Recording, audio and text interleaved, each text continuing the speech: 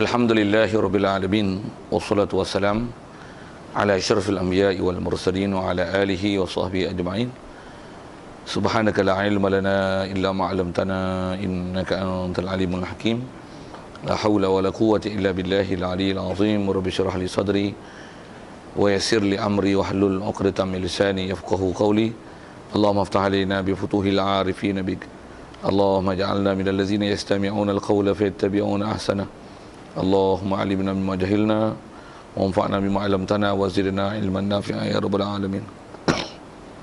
Qala Syekh Musannif rahimallahu taala wa nafa'na bihi wa bi ulumihi fid dharain amin.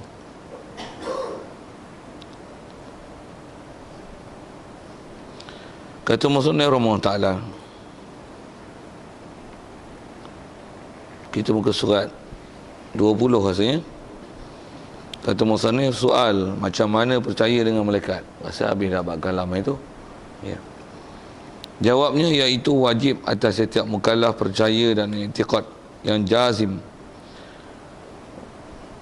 bahawasanya ada bagi Allah Ta'ala itu beberapa banyak malaikat.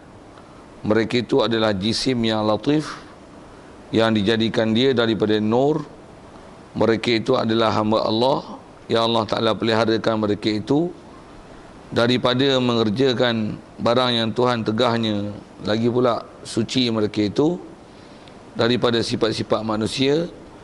Maka tiada mereka itu makan atau minum, dan tiada lena, dan tiada diperanakkan, dan tiada beranak, dan tiada lelaki, dan tiada perempuan, dan tiada mereka itu bersyahwat. Hadirin sekalian, pertama sekali marilah kita rasakan syukur, terima kasih kepada Allah Ta'ala. Pertama, kesyukuran kita di atas nikmat hidup yang masih Allah Ta'ala beri. Syukur kita hidup Allah Ta'ala beri kita Islam, yang mak ayah kita Islam, maka Islamlah kita. Lebih-lebih lagi syukur kita yang Allah Ta'ala lorongkan kita dan mudahkan kita dan lembutkan dan lunakkan hati kita untuk ke majlis-majlis ilmu, mendengar ilmu, memahami ilmu, mencintai ilmu, bersibuk dengan ilmu, yang sentiasa risau di atas ketiadaan ilmu. Yang kita syukur banyak-banyak dengan ilmu-ilmu yang Allah Ta'ala telah kurnia dan anugerahkan kepada kita itu, dapat kita membenarkan semua ajaran Nabi kita Muhammad SAW yang kita terima seterima-terimanya, kita yakin seyakin-yakinnya. Tidak ada apa-apa ajarannya yang kita tolak, kita bangkang, apatah lagi nak diperolok, dipersenda, dipermain-mainkan. Tak ada terlangsung lintas di hati kita perkara itu. Jadi dengan kita membenarkan di hati apa saja ajarannya, itulah dikatakan iman. Jadi syukur kita hidup di atas nikmat Islam, iman. Dan syukur lagi yang Allah Ta'ala jadikan kita boleh taat, patuh perintahnya, meninggalkan larangannya. Yang juga syukur kita Allah Ta'ala masih berikan kesihatan, kelapangan masa. Yang kalau kita lihat di sebaliknya, berapa ramai orang-orang yang ada yang tak Islam, ada yang Islam tapi duk lawan Islam, ada yang Islam tak lawan Islam, tapi tak boleh nak taat, tak boleh ke masjid, tak boleh ke surau, tak boleh sembahyang fardu. Ada yang sembahyang fardu tapi tak boleh main masjid, tak boleh tunggu mengaji, balik rumah tak mau dengar, ada juga. Jadi kita ni Allah Ta'ala beri semua nikmat tu, syukur banyak-banyak tu, limpah kurnia besar dia beri ke kita. Yang dengan itu juga diberi taufik hidayat, dapat kita berjemaah dan kelapangan masa diberi, dan diberikan kita untuk boleh bertahan dan sabar untuk mendengar majlis ilmu, yang insya-Allah dengan ilmu tersebut dapat menambah dan meyakinkan kita pada apa yang sepatutnya yakini. Kalau tak ada kita boleh ambil, kalau kata dah ada, dah betul, tepat macam mana dah dipaham, dapat kita mantapkan insya-Allah. Jadi kita nak sambung ni muka surat 20, nak masuk satu pembahasan lain pula dalam bab kitab kita ni.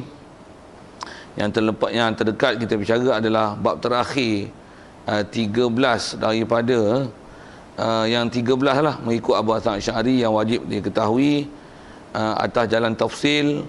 Yang akhirnya kita bicara itu bab kalam, yang bagaimana sepatutnya kita kena i'tiqad kalam Allah Ta'ala. Jadi kita nak masuk ni, kata dia soal. Jadi nak masuk dalam bab lain pula. Soalnya kata dia macam mana percaya dengan malaikat. Jadi kita nak masuk bicara dalam bab malaikat pula. Baik. Jadi kalau tengok kitab kita ni sikit, aturan dia bicara ni selalunya kalau kita akidah lain, selepas bicara bab ketuhanan, dia terus masuk bab Rasul. Kita pun belajar bab ketuhanan ni lepas la ilaha illallah Muhammadur Rasulullah. Jadi lepas dah selesai bab ketuhanan, tak ada apa-apa masalah kita dalam bab Tuhan, dah betul kan dengan sebab kita belajar itu. biasanya tempat nak dibahas terusnya adalah bab Rasul. Kitab kita ni selepas dalam bab ketuhanan dia tak masuk dulu ke Rasul, dia masuk ke bab malaikat. Dia masuk ke bab malaikat ni kerana yang ni mengikut kaedah dia lah. Pasal untuk Rasul ni menerima wahyu yang dia kata wahyu tu daripada Allah Ta'ala, tak dapat tidak mesti ada utusan yang beri dia. Pasal Nabi-Nabi dan Rasul tak terima secara langsung daripada Allah Ta'ala, bahkan terima dengan perantara. Yang memperantarakan penerimaan wahyu itu adalah malaikat. Satu nak bicara bab malaikat dulu. Pasal kadang-kadang ada orang cuma apa saya nak sebut ni jadi pelik lah sikit. Pelik macam mana? Kadang-kadang dia percaya kat Rasul, tapi malaikat dia petikai. Petikai tentang malaikat maksudnya habis Rasul. Pasal dia tak percaya tentang apa yang Rasul khabarkan tentang bab malaikat. Rasul pula atas apa yang insya-Allah kita jumpa ni, sekadar sebut awal, dia petikai tentang malaikat itu sendiri. Khususnya malaikat ni kata dia boleh percaya ke malaikat? Malaikat ni betul ke? Boleh ke diakui bahawasanya malaikat ni memang terpelihara daripada benda salah? Kalau benda tu pun dia petikai, habis petikai malaikat, petikai Rasul, petikai bab ketuhanan, habis tak ada agama dia. Satu atas kaedah pengarang kitab ni, untuk bicara ke bab Rasul, dia bicara ke malaikat dulu. So malaikat adalah perantara untuk sampai kepada Rasul. Jadi kalau tak boleh menerima hakikat malaikat ni, maka berartinya dia akan menolak Rasul dan dia akan menolak bab ketuhanan macam mana yang Rasulullah ajar. Baik. Macam mana pun dia sebut atas soalan itu, kata dia macam mana percaya malaikat. Maksudnya kalau kata kita beriman dengan malaikat, macam manakah dasar kaedah akidahnya untuk kata percaya dengan malaikat ni? Baik. Penjelasan dia nak bagi. Pertama kata dia, jawabnya iaitu, pertama sekali besar pentingnya kena pegang begini, mengikut kaedah ahli sunnah wal jamaah. Wajib atas setiap mukallaf, khususnya kita mukallaf ni yang beriman, kita orang Islam, wajib percaya. Maksud percaya itu pegang di hati, tasdik, membenarkan, dan kita i'tiqad dan berpegang dengan hati dengan sungguhnya. Pula tu mesti i'tiqad yang jazim, yakin, tanpa ada syak, zon, waham. Jadi maksudnya 100%, tanpa ada sebarang syak. Kita berpegang pertama sekali bahawasanya ada bagi Allah Ta'ala itu beberapa banyak malaikat. Wajib i'tiqad bahawasanya malaikat ni ramai. Jadi dia sebut ni bukan khusus pada Jibril, tapi umum kepada malaikat. Jadi pertama dia sebut tentang wajibnya kita i'tiqad dan imani bahawasanya Allah Ta'ala jadikan malaikat tu ramai. Jadi perkataan itu nak isyaratkan bahawasanya dalam bab malaikat, kita tak wajib mengetahui dengan tafsir, dengan terperinci berapa angka sebenarnya malaikat tersebut. Jadi jahil dalam bab tu dia tak memudaratkan dalam bab akidah. Cukup dan memada dengan kita pegang dan i'tiqad Allah Ta'ala jadikan malaikat ni ramai. Banyak mana? Wallahu alam. Cukup untuk umum i'tiqad ke malaikat. Jadi kalau ada orang sebut angka-angka tertentu malaikat ni adalah 3 bilion, 4 bilion, katalah itu, tapi rasanya tak pernah dengar angka-angka tu kan, orang sebut berapa jumlah anggaran tu. Kalau tak ada tu baguslah. Macam mana pun atas umumnya beriman pada malaikat ni, wajib beriman bahawasanya Allah Ta'ala jadikan malaikat tu ramai. Kalau diguna banyak bolehlah bahasa banyak tu. Cuma banyak ramai ni kadang-kadang kita campuran bahasa tu ada tak? Kat manusia pun kita guna banyak, dekat benda pun kita guna ramai, kan? Jadi tak heranlah bab tu. Jadi malaikat ni banyak ke ramai? Ramai. Kalau ikut bahasa standard piawaian, bahasa Melayu, bahasa baku tu ramai lah, kan? Pasal makhluk bernyawa yang berakal ni selalunya diistilahkan dengan banyak. Ramai silap sebut. Kursi banyak, tapi kadang-kadang sebut ramai juga pada binatang pun, kan? Macam mana pun saya tak uraikan panjang lah tu. Pasal itu adalah penjodoh yang ni bab ni sebab guna banyak, ramai. Begitu juga istilah penjodoh bilangan yang dipakai. Kadang-kadang orang tak faham pengistilahan bahasa Melayu dan tata bahasa Melayu ni pun, hal tu pun dipertikainya dalam bab-bab akidah. Macam mana pun kalau bertikai tu satu hal, tapi macam mana pun kita faham juga bab akidah lagi betul. Sikit kalau saya sebut tentang istilah banyak, ramai, begitu juga istilah orang, begitu juga nak guna seorang ke, semalaikat ke, sejin ke, yang tu istilahnya penjodoh bilangan lah. Kalau malaikat atau apa, seorang ke satu malaikat, penjodoh bilangan, faham tak? Buku, sebuah buku. Ya. Apple, sebiji apple. Pistol, sepucuk. Main mana pucuk tu? Tuan-tuan gelak kalau okey lah. Okey lah tu. Maksudnya, kita dah pakai bahasa Melayu, pucuk kan. Selaras napang. Munasabah, gelaras lah. Mai, tu tentera, seketumbukan. Tu dia. Kan kita guna bahasa-bahasa gitu. Jadi penjodoh bilangan tu tak ada jadi masalah sebenarnya. Satu kalau sebut malaikat seorang, ada orang petikai situ dia kata dia, malaikat ni bukan orang. Kita bukan bicara orang, kita bicara itu penjodoh bilangan namanya. Jin ada 10 orang. Jin bukan orang katanya. Memanglah jin bukan orang, tapi itu penjodoh bilangan. Macam mana kita sebut pistol, sepucuk pistol. Pistol mana ada pucuk? Kan bodoh nampak tata bahasa Melayu tu. Begitu juga ke orang Ta'ala. Boleh tak kata Allah seorang dia je? Boleh tak? Memang kita pakai gitu, penjodoh bilangan. Allah seorang. Untuk takkan nak kata Allah setuhan. Tak ada. Tak ada orang Melayu cakap itu. Kau tuan-tuan cakap itu saya tak tahu lah. Okey. Sikitlah kita main bahasa dan penjodoh bilangan sikit. Sebab tu pun kalau pengalaman saya ngajar lah, kadang-kadang ada juga dengan ustaz-ustaz yang dia petikai waktu tu. Kalau saya bab-bab pasal bab bahasa ni, dia kembalikan kepada kaedah bahasa untuk selesaikan dia. Bila tak faham bahasa, mengaku je lah bodoh bahasa, pergi ngaji bahasa Melayu balik, walaupun kau orang Melayu. Yang tak lulus SPM tu. Pasal dia tak tahu pengistilahan. Apa saya sebut tadi, penjodoh bilangan lah. Satu nak guna banyak, ramai. Yang mana yang boleh istilah bahasa Arab dipanggil tasamuh fil ibarat. Maksudnya kita boleh pejam mata je lah. Bahasa-bahasa tu banyak ke ramai ke, biar je lah, tak ada masalah bab akidah tu. Macam mana pun balik kepada apa kita bicara penjodoh bilangan tadi. Kalau katalah kita kata Allah, langit bumi ni Allah Ta'ala dia seorang je jadikan langit bumi ni.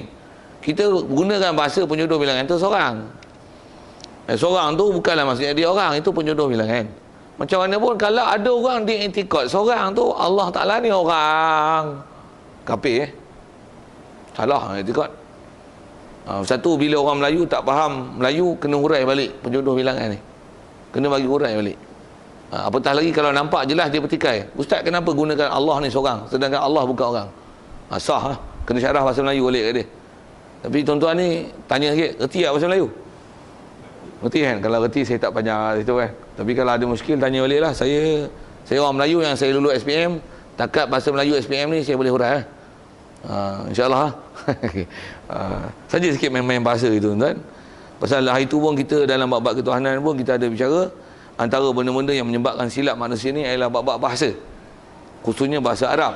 Kesilapan memahamkan bahasa itu menyebabkan tak betulnya i'tikad di atas apa yang sepatutnya dipaham. Baik. Jadi kita di asal dia sebut ni malaikat ni ada ramai. Jadi cukup dengan i'tikad Allah Ta'ala jadikan malaikat tu ramai. Macam mana pun masih lagi nak cerita tentang ramai ataupun banyak tu kan. Ada setengah-setengah kitab dan saya ngaji lepas ada guru kadang-kadang dia buat bandingan ramai tu, nak tunjukkan ramainya malaikat ni. Kalau nisbah ramai tu lah, kalau nisbah fakta kejadian ni pun atas kaedah untuk menghampirkan berfikir dan mengiktiraf bahawasanya malaikat tu ramai, itu saja. Tapi adakah nisbah yang saya nak sebut ni macam tu? Tidak. Itu sekadar untuk istilahnya takribul fahmi. Maksudnya mendekatkan fahaman supaya dapat satu gambaran betapa ramainya. Baik. Dalam kejadian 100 orang, 100 makhluk, kita berpilah orang tu, manusia 1, 9 tu jin, 90 tu malaikat. Nisbah tu. Kalau manusia seorang, malaikat keliling, jin keliling dia 9, malaikat 90. Dan lagi dalam 100 tu macam tu dia punya nisbah. 1, 9, 90. Malaikat macam mana? Tu kalau manusia 3 bilion, jin macam mana? Macam tu lah. Malaikat dia akan jadi macam tu lah kan. Nak cukup untuk menunjukkan nisbah ramai. Cukup. Tuan-tuan nak kira berapa-berapa angka sebenarnya, bukan, itu bukan kaedah pengiraan. Itu adalah kaedah istilahnya memudahkan faham. Macam kita sebut ilmu Allah Ta'ala nak banding dengan kita. Ada pernah berlaku kisah-kisah Nabi Khidir dengan Nabi Musa misalnya, perbandingan ilmu yang ada kat kita dengan yang ada pada Allah Ta'ala. Bagaimana kalau kata seekor burung, dia duduk atas sampan, burung ni duduk dalam laut yang sangat luas, lepas tu dicelupkan paruh dia basah, ada air lekat. Itulah ilmu yang ada pada makhluk. Yang lautan seluruhnya adalah ilmu Allah. Apa tujuan tu? Untuk mendekatkan pahaman saja. Adakah sebenarnya ilmu Allah Ta'ala ada makhluknya tu? Sebenarnya tak boleh nak debat tolok banding beza. Tapi itu buat banding masa apa? Bandingan itu sebagai satu kaedah analogi untuk mendekatkan pahaman, dan pengiktirafan itu boleh dibayangkan. Itu saja. Itu saja. Rasa boleh faham apa saya cakap tu. Khusus nak sebut tadi bandingan ilmu, dan saya sebut ni bilangan ramai. Kalau agak ramai lagi, tuan-tuan bolehlah angka begini. Dalam skala 1000, satu tu manusia, 9 itu adalah jin, 990 adalah malaikat. Kita akan kata gitu. Nah, kalau ikut ramai macam tu, boleh ke munasabah ke? Saya ngaji ada sebahagian guru yang dia buat dengan nisbah gitu. Pasal memang ramai kan. Sikit lagi masih nak cerita tak ramai. Kalau kita belajar dalam hadis-hadis Isra' Mi'raj, Rasulullah waktu dia naik Mi'raj ke langit tu bersama dengan Jibril, antara fenomena yang dilihat adalah dilihat waktu dia bertemu dengan Nabi Ibrahim AS di langit ke-7. Dia lihat Nabi Ibrahim sedang bersandar ke Baitul Ma'mur. Baitul Ma'mur ni ialah pusat ahli langit untuk jadikan kiblat beribadat. Yang tu kot bahasanya, yang lokasi dia, koordinat dia sentang dengan Kaabah di bumi. Yang tu di langit, langit ke-7, namanya Baitul Ma'mur. Dan Rasulullah lihat ada malaikat yang sebegitu ramai masuk ke pintu Baitul Ma'mur ni. Yang Jibril khabarkan ke Rasulullah, dia kata, sejak aku tahu aku telah lihat malaikat masuk ke Baitul Ma'mur ni satu hari tu tak kurang daripada 70,000. Sejak daripada aku sedar sampailah lah ni, tak pernah ada yang masuk. Yang masuk tu tak pernah ada yang bila dia masuk dia keluar. Semua masuk. Berapa angka sebenarnya malaikat? Tu kata. Ramainya. Cukup dengan etikad gitu. Baik, selesai. Juga kalau saya cadangkan sikit di situ, dalam bab akidah ni ada bab yang kalau kita memang jahil dalam bab-bab berapa angka spesifik dia tu, dia tak jadi masalah dalam akidah. Ada bab dia jahil jadi masalah. Okey. Jadi dalam bab malaikat ni tak jadi masalah. Sikit lagi kalau saya patah balik yang lepas, kalau kita berbicara dalam bab ketuhanan dulu, ke umum kita belajar bab ketuhanan, Allah Ta'ala mesti bersifat sempurna. Berapa sifat sempurna dia? Tak ada siapa yang boleh tahu sifat kesempurnaan Allah Ta'ala. Allah Ta'ala saja yang mengetahui berapa sifat kesempurnaan dia dengan angka. Dia tak pernah mengaklumkan kepada kita berapa sifat kesempurnaan dia dengan pasti. Macam mana pun yang telah kita belajar lepas, atas sebut ulama, berapa sekurang-kurang, yang itu yang kita bicara dulu. Setelah diselidik daripada Quran, hadis, dengan kaedah-kaedah penyelidikan yang telah diselesaikan oleh ulama-ulama dahulu yang sangat pakar dalam menyelesaikan ilmu, dia dah semak dalam Quran hadis berapa sekurang-kurangnya. Ni memang tidak boleh dinafi dan disangkal sama sekali untuk diintikad Allah Ta'ala. Kesilapan dalam bab ni, kesilapan dan tak fahamnya ke Allah Ta'ala dalam bab ni adalah istilahnya mudarat dalam bab akidah, menyebabkan kufur. Itu yang dapat angka 13 tu. 13 pun macam mana kita dah bicara lepas. 10 itu adalah antara dalil yang sangat kuat, bermula daripada wujud kidam baqaq mukhalafah lillah wa rizqiyam bidam sifat dan yang qudrat iradat ilmu, hayat sampai hayat tu. Yang 3 lagi sama basar kalam, kekuatan dia tak sepencam 10. Jadi ada benda yang dah belajar tu saya tak ulang, sekadar nak sebut kata ulama dah bilang angka tu yang di atas, dengan angka yang telah mereka rumuskan, tu yang ulama kita sebut dengan ayat begini, wajib belajar sifat 20 tu pun mengikut Abu Mansur Maturidi. 20 tu juga sebenarnya adalah 13 mengikut Abu Hasan Asy'ari. Itu yang digunakan bahasa wajib belajar sifat 20. Habis-habis ada orang tak mau belajar 20. Kita mana ada dalam Quran sebut 20. Untuk nak belajar apa? Orang Ta'ala ni banyak. Banyak hang berapa lah hang tahu. Tu berapa sekurang-kurang yang menyebabkan kalau hang tahu hang ni selamat. Hak lain tak tahu tu boleh gagah lagi. Tapi yang ni hang tak tahu cedera. Berapa? Baru tergegeh nak kira. Sikit lah nak sebut tu. Yang ni pun kalau dengan apa kita bicara, berapa banyak malaikat? Ramainya. Untuk berapa sekurang-kurang yang kena tahu? Dia akan sebut nanti ada berapa? Tuan-tuan tak tahu? Okey. Saja Alafi tanya soalan itu. Berapa sekurang-kurang malaikat yang kena tahu? 10 aja, sikit sangat. Tuan-tuan kira nak? Jibril, Mikail, Israfil, Israel, Munkar, Nakir, Malik, Ridwan, Raqib, Atid. Selesai lah. Allah. Only 10% aja, 10%, 10 malaikat, 10 angels only. Allah, tu pun tak kerti leceh. Oh. Baik tanya budak-budak pasti ni, adik jawab apa? Macam 4. Tahu tak bilangan 10 tu? Aik tak apa nak aku. Hari ni malu pula. Tak tanya. Kadang-kadang budak pasti pun ingat tuan. Alah, Jibril menyampai wahyu. Alah, apa di mulut je tu. Dia orang masuk je kelas. Mula-mula lepas doa cerita bab akidah dulu. Kadang-kadang bab ketuhanan, kadang bab rasul, sidik amanah, tabligh, patonah. Oh tu 10 sifat malaikat. 10 sifat malaikat. 10 nama malaikat yang wajib diketahui. Siap nasyid ke. Duduk di mulut je. Kita pula tak reti. Low standard sungguh lah. Baik. Macam mana pun ada benda yang kadang kena perhati elok-elok pasal kita sangka kadang senang, rupanya terlepas pandang ada tersilap. Okey? Baik, kita perhati tengok dia nak sebut apa. Jadi yang tu isu pertama lah tentang angka. Kemudian nak sebut tentang fakta kejadian pula. Wajib i'tiqad bahawasanya malaikat ni, mereka ni adalah jisim yang latif. Mereka jisim. Maksud jisim ni dia adalah tersusun dengan daripada sesuatu. Maksudnya dia ada benda mengisi ruang. Pasal bila sebut jisim tak dapat tidak mesti ada istilah jirim macam mana kita dah bicara lepas. Dan istilah yang disebut oleh ulama, malaikat ni dia diistilahkan sebagai jisim latif. Sikit kalau saya ulang dengan balik istilah jisim dan jirim tu. Pasal jisim tak dapat tidak mestilah untuk jadi jisim, setiap jisim adalah jirim.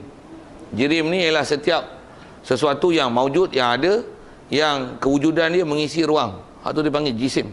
Ma yamla'ul faragh. Kalau bahasa Arab dia maujudun yamla'ul faragh. Benda ada yang mengisi ruang, hak tu dipanggil jirim.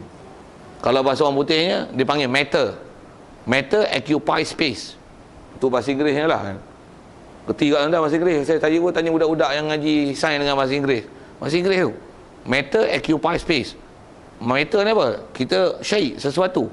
Sesuatu yang benda ada, yang berupa makhluk, yang fakta dia ialah fakta kejadian. Dia ialah benda yang Allah Ta'ala bagi jadi. Dia mesti occupy space. Occupy space maksudnya dia take space. Kewujudan dia mesti ada space. Space maksudnya ruang lah. Kita sebut oksigen. Jirim? Ya. Dengan formula oksigen apa? O2. Itu pun kita ada bicara kan. Macam mana pun saya tak panjang kat situ pasal yang tu mengulang balik pelajaran lama lah. Sekadar sentuh-sentuh gitu je. Untuk menunjukkan jirim. Baik, bila jirim dia bersusun, itulah nanti menjadi jisim. Itu jisim. Pasal jisim ni tak dikatakan jisim, melainkan jirim yang bersusun, yang bergabung antara satu sama lain. Itu yang menyebabkan jadi jisim. Setiap jirim yang bercantum dia akan jadi jisim. Jirim yang tunggal, yang satu, yang tak boleh dibelah bahagi, itu dipanggil jauhar firid. Itu jumpa dah kan. Yang ada saya ulang itu sajalah. Tuan-tuan agak tak apa faham, yang belah boleh faham tapi tak apa faham, yang ingat tak apa ingat. Itu tuan-tuan tanya balik lah. Kalau saya sudi nak ngulang, tak ambil masa panjang, saya ulang lah. Sekadar saya sentuh-sentuh apa yang dah belajar. Itulah, please remember your lesson. Itu yang kitab, nota. Pasal itu, that is knowledge kan. That is information. You tak ingat itu knowledge, you tak ingat information tu, macam mana nak relate dengan apa yang kita nak bicara ni, dia susah sikit lah. Macam mana pun, sekali lalu saya sebut itu. Jadi jisim ni, kalau malaikat ni adakah dia benda jirim yang tersusun daripada molekul-molekul tertentu? Kalau di atas nisbah jirim itu, kita kata sudah tentulah pasal dia makhluk, dia jisim, istilah di segi mengisi ruang kewujudan, pasal dia boleh wujud.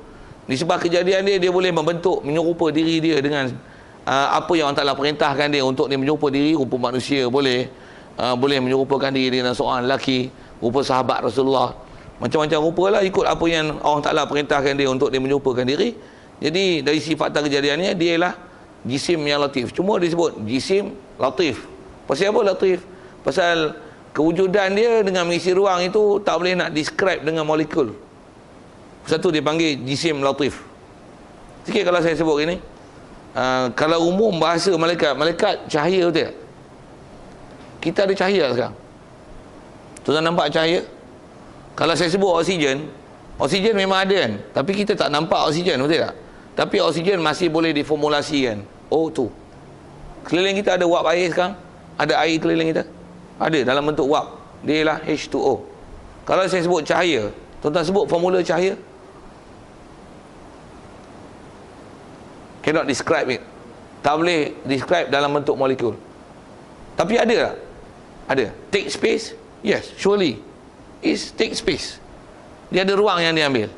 Itu macam mana dia punya penstrukturan molekul dia. Ahli sains sampai sekarang tak boleh describe about it.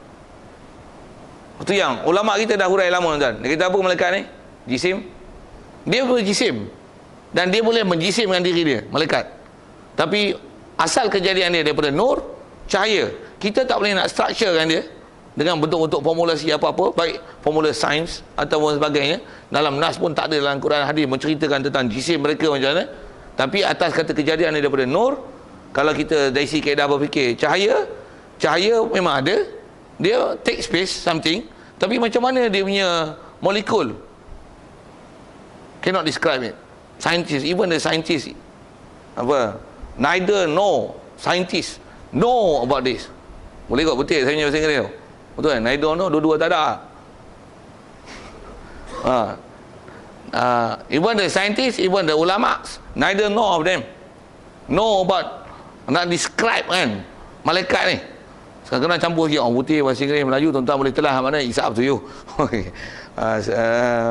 Pasal sebut nur. Jadi kalau atas kaedah ulama tu yang digunakan jisim latif. Sikit lagi saya sebut, tuan. Ulama kita dah guna bahasa ni bila? Dah 1000 tahun dulu lebih lah. Ulama-ulama kita, tambah kita sebut Abu Hasan Asy'ari, Abu Mansur Maturidi, dengan apa yang ada ilmu pada mereka, dia dah boleh describe malaikat dalam bentuk tu, jirim, jisim, molekul, penstrukturan. Zaman tu sains dah berkembang kan. Kita baca tak faham. Saya urai kat tuan-tuan, tuan-tuan pun tak faham. Jirim, jisim, molekul, H2O. Hatu ada orang hatu pun tak tahu benda. Sikitlah sepak-sepak itu sambil-sambil. Macam mana pun datang akidahnya, kita faham macam ni. Malaikat adalah cahaya. Cahaya tu macam mana? Tak ada siapa boleh describe cahaya dari segi macam mana penstrukturan dia, ataupun macam mana molekul-molekul yang terbentuk daripada dia. Kita tak boleh nak urai. Apa itu kata apa? Cukup dengan bahasa Arabnya sebut jisim latif. Terjemahnya, dia benda berjisim, maksudnya dia wujud dia mengisi ruang. Tapi macam mana kewujudan, pengisian ruang dia tu, dia latif. Terjemah asal latif ni, benda halus, benda seni, dia undescribable. Tak boleh nak describe. Undescribed. Tak boleh nak describe. Macam kalau kita sebut api. Api, boleh nampak api, nyalaan api kan? Apa formula api tu? Api tu yang nampak gejolak api tu, boleh nampak tapi tidak corak. Jadi kalau sebut dengan structure dia, nak sebut macam mana? Tak boleh tak? Tidak bercorak, macam tu je. Tapi kalau kata, saya faham lah tu yang panggil gejolak, gelojak api kan. Macam mana pun kalau sebut dengan structure, apa? Kalau kita sebut karbohidrat, kita kalau belajar sains dia boleh structure kan dia. Berapa karbon, hidrogen berapa, oksigen berapa, C6, H12, O6, boleh sebut tu. Api apa api? Tak boleh? Undescribed. Tapi ada ke api? Api? Ada? Undescribed. Jadi maksudnya kalau atas sebut, dia wujud. Ya. Yeah. Dia take space. Ya, yeah, occupy space. Cahaya pun occupy space. Tapi padang pada sudut seni, siapa lebih seni antara api dengan cahaya? Cahaya lebih seni daripada api. Api bersih boleh nampak gejolak, gelojak. Gejolak api betul? Gelojak. Berfilah mana-mana kan. Kita Melayu pun tak berapa pandai Melayu ni. Saya kan sebut, tuan-tuan pandai tak apa. Jadi betul dengan bahasa saya kalau saya silap. Macam mana pun saya nak sebut api, cahaya. Cahaya mana nampak gejolak, gelojak? Cahaya mana ada? Cahaya. Dan kelajuan cahaya, berapa satu saat? 70. Berapa kali kan? Tak boleh nak buang angka banyak sangat. Kerana terpaksa gunakan apa tu, ditulis dalam bentuk piawai kan. Tak silap saya 7.0 kali 10 ganda berapa tu? Ganda 6 kalau 06 300 ke 700? 300 dengan 10 kuasa 6. Maklumat saya tumpang orang je lah. Terima kasih atas maklumat. 10.06 tuan-tuan. Tulis pun buat semak buku ya. Kita tulis dalam bentuk piawai. Bentuk piawai tahu? Okey, siap. Saya tak uraian matematik. Orang tak faham pergi mengaji matematik tu. Okey. Saya nak sebut apa? Itu malaikat. Jisim latif. Jisim latif. Satu, siapa yang duduk bidang tu, kalau saya sebut itu, dia akan faham. Betul. Kalau kita tak ada pengetahuan, kita sains pun gelam. Kita Melayu pun gedam. Kita orang putih pun gelam. Tak boleh nak ambil apa-apa knowledge. Satu kita ni orang Melayu ni lemah fakta tu. Bak knowledge ni. Jangan kata knowledge bak tinggi-tinggi. Even a very simple knowledge. Even Malay knowledge. They even know. Even Malay knowledge pun teruk. Itu yang sekali lagi sebut. Itu yang Melayu tak lulus bahasa Melayu. Melayu ambil setera, Melayu gagal, Cina lulus. Sikit itu. Baik. Nak cerita bahasa je. Jismun latif. Baik. Yang nisbah kejadiannya dijadikan daripada nur. Okey, siap. Ini fakta kejadian. Macam ni kita punya maklumat yang diterima takat tu saja. Mereka itu, malaikat ni adalah hamba Allah. Jadi malaikat bukan anak Allah, anak iPad tu. Hamba Allah. Bahasa lain, makhluk Allah. Allah jadikan dia. Allah Ta'ala created them. Siap, selesai. Dan pula satu sifat istimewa dia, yang Allah Ta'ala peliharakan mereka itu daripada mengerjakan barang yang Tuhan tegahnya. Di sebuah fakta kejadian, Allah Ta'ala bagi jadi dia, memang mereka ni telah diformatkan sentiasa taat. Nas Quran jelas, yang selalu disebut, ada di surah Tahrim tu rasanya, la ya'sunallah alaiha malaikatun ghilazun syidadun. Belakang tu disebut dengan sifat begini, la ya'sunallaha ma amarhum wa yaf'aluna ma yu'marun. Mereka tidak pernah derhaka pada Allah Ta'ala, apa saja yang Allah Ta'ala perintahkan, wa yaf'aluna ma yu'marun, dan pasti mereka akan membuat apa saja yang diperintahkan pada mereka. Apa saja Allah Ta'ala perintah pada mereka, mereka akan laksanakan tanpa ada sebarang pangkangan. Dan dia akan melaksanakan dengan tugas yang dengan waktu, ketepatan waktu, tempat, tanpa ada sebarang kecuaian. Di sebuah fizikal dia pun Allah Ta'ala jadikan dia special. Dia punya pergerakan sangat pantas, yang kalau kata daripada bumi ke langit, dia boleh hanya mengambil masa beberapa saat. Ta'rujul malaikatu, malaikat ni boleh naik.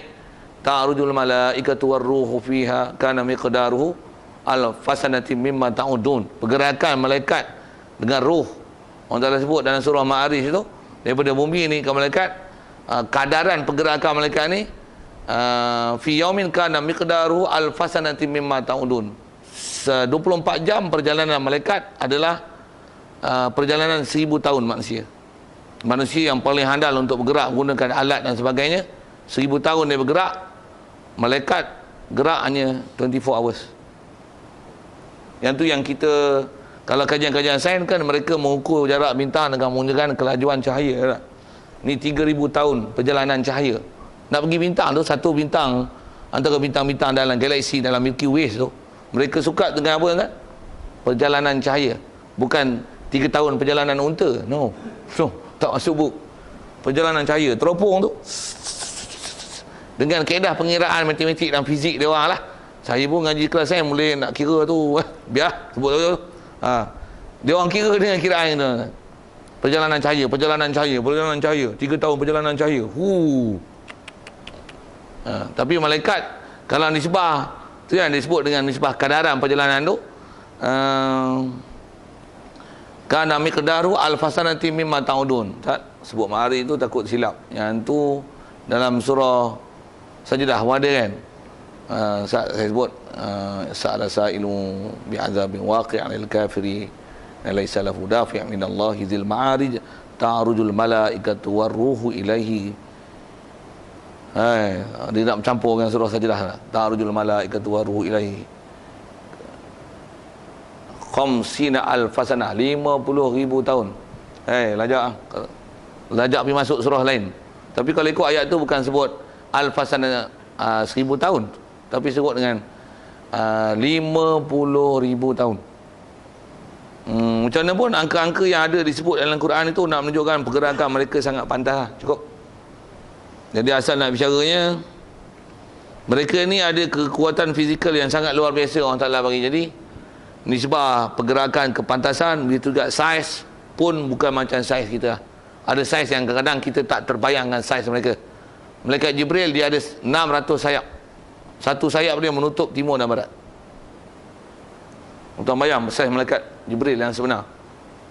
Maksudnya the original size, original shape, 600 sayap, satu sayap menutup timur dan barat. Rasulullah pernah tengok rupa asli Jibril 2 kali, 2 times. Pertama waktu terima wahyu, mula-mula selepas terima di Gua Hira, perjalanan balik, Jibril panggil Rasulullah. Bila dalam perjalanan tu Rasulullah pusing belakang, nampak malaikat Jibril dengan rupa asli dia. Kedua ialah ketika Rasulullah nak berpisah dengan Jibril di Sidratul Muntaha tu, inda Sidratul Muntaha, walaqad ra'ahu nazlatan ukhra inda Sidratul Muntaha. Tengok kali kedua waktu berpisahnya Rasulullah dengan Jibril di Sidratul Muntaha, yang Rasulullah akan berjalan seorang saja di situ. Di situ tengok kali kedua dengan rupa asli Jibril. Jadi asal nak sebut, keupayaan fizikal mereka sangat kuat dan saiz mereka sangat besar. Cuma Allah Ta'ala antara rahmat dia, dia tak bagi kita keupayaan untuk melihat malaikat ni. Kalau dia bagi macam mana? Kita pula susah. Pasal apa? Semua nampak, pening kita nak jalan tak boleh, penuh kan? Antara yang kita tak boleh tengok apa? Tak boleh tengok malaikat, tak boleh tengok jin. Jin pun tak nampak. Kalau nampak jin macam mana? Bayang tuan-tuan dengan skala saya sebut tadi, dengan nisbah saya sebut tadi, 1990. Kita satu, keliling kita ada 9 jin. Payah nak gerak tuan, sesak, belagar. Nasib baik Allah Ta'ala tak jadi yang kita nampak mereka. Kalau jadi nampak, susah kita tuan. Sikit lagi kalau saya panjang itu. Begitu juga, nasib baik tak nampak oksigen. Oksigen tuan nampak. Kalau nampak oksigen tiap-tiap satu molekul itu, Allah Ta'ala beri keupayaan mata kita boleh melihat oksigen. Mampu hilang. Oksigen, air, hidrogen, nitrogen. Jenuh kan? Tak berjalan kita. Nasib baik dia tak pergi lihat. Satu, jangan pergi gaduh, cari ilmu untuk boleh melihat jin. Dapat tengok mampus kau, jadi gila, gelak seorang-seorang. Okey, sikit nasihat itu, dan sikit penaklukan akal tentang fakta-fakta kejadian malaikat dan jin. Jadi malaikat ialah hamba Allah Ta'ala. Allah Ta'ala peliharakan dia daripada mengerjakan barang yang Tuhan tegahnya. Jadi tidak ada apa-apa nama dosa lah pada malaikat. Selesai.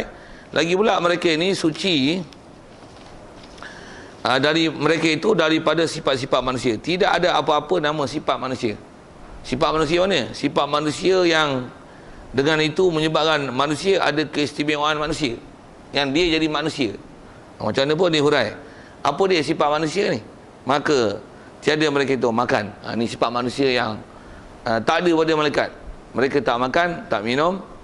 Malaikat juga tiada lena, tiada diperanakkan, dan tiada beranak, dan tiada lelaki, dan tiada perempuan. Tiada mereka itu bersyahwat, yang ni tiada keinginan pada berkahwin. Okey, siap. Jelas. La akla la syurba wala nauma lahum. Tak pernah makan, tak ada minum, tak ada tidur. Yang kata tidur, lena, ngantuk pun tak. Yang tu yang kalau sikit dengan kaedah penaklukan akal, Allah Ta'ala jadikan malaikat dia tak mengantuk. Soal, Allah Ta'ala mengantuk tak? Subhanallah. Itu yang la ta'khudhu sinatun wala naum. Jelas ayat kursi. Itu ke Allah Ta'ala. Malaikat, Allah Ta'ala jadikan malaikat pun tak tidur dan ngantuk. Pasal masalah tidur ngantuk ni sifat yang Allah Ta'ala bagi jadi kat kita. Jadi kalau Allah Ta'ala tak jadikan pada makhluk dia, tak adalah. Allah adakah dia mengantuk dan letih? Subhanallah. Letih ngantuk ni kita kan. Itu yang ngaji tidur tu. Okey. Jadi kalau tuan-tuan letih tidur tu, saya nak kata apa? Tambah pula tuan-tuan nak ngaji, tapi dah letih sangat dia tidur. Itu yang istilahnya ijbari, yang di luar kawalan. Itu lain hal lah. Itu mudah-mudahan Allah Ta'ala berikan keampunan, pahala dapat, ilmu dapat. Jangan saja tuan-tuan pergi duduk kat belakang tu. Tu laknatullahi alaihim ajmain. Tuan-tuan faham kot saya sebut apa tu. Jadi kalau ada orang macam tu, tu wajib taubat tuan-tuan. Salah tu prinsip tu. Kalau tuan-tuan letih, takutlah tuan-tuan ni jenis tidur duduk pun berdengkur bunyi kuat kan. Duduk dalam nanti mengganggu majlis ilmu. Jadi tuan-tuan duduk belakang tu pasal nanti berdengkur, mengganggu majlis ilmu. Untuk menghindarkan gangguan majlis ilmu tu, tuan-tuan ke belakang pasal tuan-tuan berdengkur kuat. Bagus di atas sifat untuk memelihara majlis ilmu tersebut. Jadi silakanlah duduk belakang kalau tuan-tuan berdengkur kuat. Okay. Kalau tidak, kalau boleh duduk depan. Okay. Kita kena nasihat lembut-lembut macam tu, dia tak boleh kasar orang marah. Okey. Siap. Baik, lagi. Jadi di atas prinsip kata mereka ni tak laki, tak perempuan apa? Jaga sikit. Tengok. Pengarang kitab ni tuan-tuan, dia memang jenis, kalau saya dah mengaji dengan dia, Dia ni kalau ada dah sebut sifat apa benda yang memang salah ni, dia akan mangkang gila ni. Tengok dia sebut. Maka nyatalah bohong dan sesat orang yang berkata Harut dan Marut itu malaikat yang turun ke bumi mengajar ilmu sihir dan berzina dengan perempuan, maka diazabkan keduanya hingga hari kiamat. Sikit dia nak sebut fakta. Dan ada dia sebut ada benda yang salah dia tu. Dan perhati elok-elok yang salah mana? Pasal ada benda betul, ada benda salah. Macam elok yang salah tu mana? Tengok tuan-tuan boleh nilai. Cuma ada bab malaikat yang kita tak biasa dengar nama malaikat tu. Kadang-kadang orang nak sebut pun payah. Nama apa? Harut Marut. Tu guna kitab tu. Dalam Quran ada tuan-tuan. Kalau tuan-tuan biasa duk baca Quran, duk ngaji-ngaji dulu, ingat tak ada dalam Quran macam ni? Wa ma unzila 'alal malakaini bi Babila Harut wa Marut. Tuan-tuan tak perasan tu, dengar saya sebut. Tu tak pernah ngaji Quran lah tu. Sorry lah lajak sebut itu kan. Tapi mengaku lah betul lah sebut. Kalau kita ngaji lu bodoh-bodoh memang tak faham apa pun. Kan kita sampai ayat tu, kan ada ayat bunyi ni, wattaba'u ma tatlu asyayatin ala mulki Sulaiman wa ma kafara Sulaiman walakinna asyayatin kafaru yu'allimuna an-nasa as-sihr wa ma unzila 'alal malakaini bi Babila Harut wa Marut. Wa ma yu'allimani min ahadin hatta yaqula innama nahnu fitnatun fala takfur. Macam mana pun, kalau atas angka yang 10 tu Harut dan Marut tak masuk. Pasal apa? Pasal dia bukan termasuk dalam perbincangan asas beriman pada malaikat. Macam mana pun ada nama malaikat yang kita nak bicara ni, nama dia Harut Marut. Okey, siap. Jadi asal fakta dia, cuba perhati elok-elok. Jadi saya sebut tu pasal saya nak maklum kan, kata ada malaikat yang memang termaktub dalam Quran yang namanya Harut dan Marut. Dan kisah dalam Quran tu ceritanya dia mengajar sihir. Allah Ta'ala jadikan dia sebagai malaikat yang khas, misi dia untuk mengajar sihir kepada manusia. Nak ajar tu tentulah dia menyerupa diri dia sebagai manusia. Macam mana Allah Ta'ala perintahkan Jibril menyerupakan diri dia dengan rupa manusia untuk menyampaikan wahyu. Antaranya Allah Ta'ala perintahkan malaikat Harut dan Marut menyerupakan diri dia sebagai manusia untuk menyampaikan ilmu sihir. Kalau sikit saya syarahkan dulu tentang hikmah. Allah Ta'ala hantar malaikat ni buat apa? Hantar ni di atas kata untuk menunjukkan bahawasanya ilmu sihir ni dia ialah ilmu yang boleh didapati dengan belajar. Siapa belajar dapat. Dan siapa yang tak tahu dan tak belajar, dia akan terpelengok lah macam mana perbuatan sihir tu. Tapi siapa belajar dapat. Berbanding dengan mukjizat. Mukjizat dia bukan benda yang dipelajari. Begitu juga karamah, begitu juga irhas, begitu juga maunah. Dia bukan benda dipelajari. Apa-apa benda yang kalau dia benda yang pelik luar biasa, boleh dipelajari, macam mana tu? Dia adalah jin, sihir. Sekali dengar fakta tu. Kaedah yang ulama kita ajar lama kan. Setiap benda yang kita boleh pergi belajar, nak dapatkan dia, benda pelik luar biasa tu, kita boleh pergi belajar. Buat misal lah, tuan-tuan ada sakit jantung, nak saya rawat jantung. Walaupun baca ni ayat Quran, boleh replace, ambil jantung balik. Sagi ayat dia nampak, cover cantiknya. Semua tu berlaku dengan izin Allah. Wow, dahsyat tu. Memang izin satu hal. Kita ada bicara bab kudrat tentang ketentuan Allah Ta'ala. Memang semua berlaku dengan kehendak dia. Tanpa kehendak dia mana boleh berlaku. Macam mana pun keupayaan dia boleh buat satu pelik dan luar biasa ni. Ini belajar mana? Adakah Rasulullah ajar macam tu? Yang tu yang kena semak tu. Adakah dia menepati kaedah syarak, ataupun yang ni adalah melanggar peraturan syarak kerana pergi belajar dan menuntut perkara-perkara yang bukan yang disuruh dalam syarak untuk mempelajarinya. Walaupun dah sebut ayat Quran. Baca ayat Quran ni, okay, ambil parang lah tu, tuan-tuan nak cuba dengan izin Allah Ta'ala, insya-Allah tak mudarat tangan saya, tuan-tuan ambil katok lah tuan-tuan, hiris lah tuan.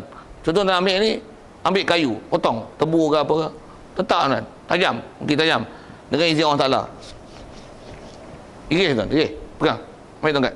Ambil, iris. Bismillahirrahmanirrahim. Iris tuan, iris. Syup, syup, syup, syup. Oh, berlaku dengan izin Allah. Walaupun ayat itu, dengar tu. Walaupun ayat itu, walaupun dia baca ayat Quran. Sihir jin. Nak sebut ambil fakta mana? Mukjizat, karamah, maunah, irhas, dia bukan benda dia pelajari, dia adalah anugerah Allah. Sehingga kalau Nabi pun tak tahu yang akan jadi mukjizat pada dia. Nabi pun tak tahu benda tu mukjizat pada dia. Kalau sikit sekali lalu saya sebut, Nabi Musa, dia pun tak tahu tongkat dia tu boleh campak jadi ular. Dia bukan kata abrakadabra, jadi ular. Tak ada. Tak ada. Ada sebut dalam Quran, waktu mula-mula dia terima wahyu tu, jadi rasul, perintah pergi kepada Firaun. Allah Taala sebutkan cerita tu, kisah dalam Quran. Surah mana tengok ayat Quran ni? Dia kata apa? Wa ma tilka bi yaminika ya Musa. Apa yang ada di tangan kamu ya wahai Musa? Cerita dalam Quran tu. Qala hiya 'asaya atawakkau 'alaiha wa ahushu biha 'ala ghanami wa liya fiha ma'arib ukhra. Ayat ni kata dia tongkat